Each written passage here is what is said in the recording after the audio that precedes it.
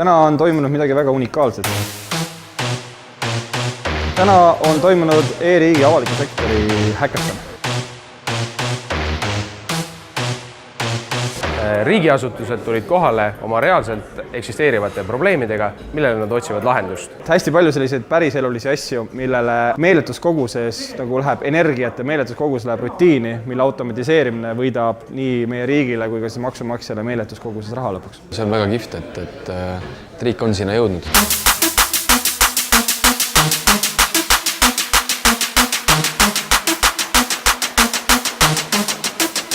Tegelikult projektide valik on suhteliselt lai.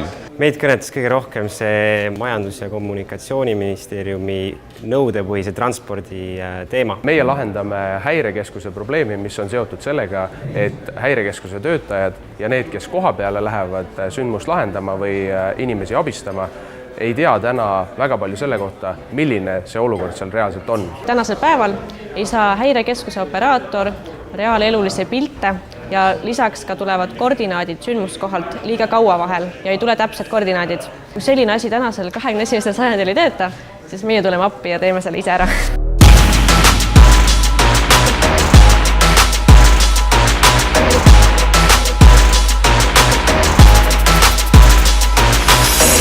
Me riigina ise tundsime, et kuna riigis IT ja üldse hankimine on väga keerukas protsess, sa pead suutma ära kõik kirjeldada, mis seal hankes hinnata ja mis see tulemus peab olema, siis häkaton on üldse nagu vastand sellele, et me teame probleemi, me oletame ka mingit lahendust, mis ei pruugi päeva lõpuks selline olla ja see ongi väga kontsentreeritud, väga kiiresti me saame nagu valideerida, kas see probleem on lahendatav ja mis need erinevad meetodid on.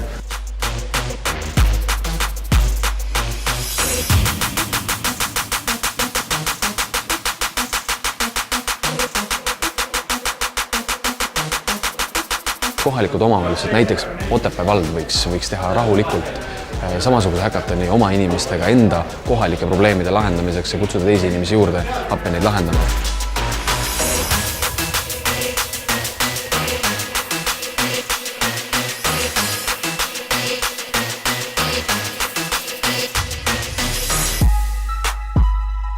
Täna hommikul 5 muuseumit oli valmis meiega pilooti minema. Mul on hea meel öelda, et see number on tõusnud 10-ni.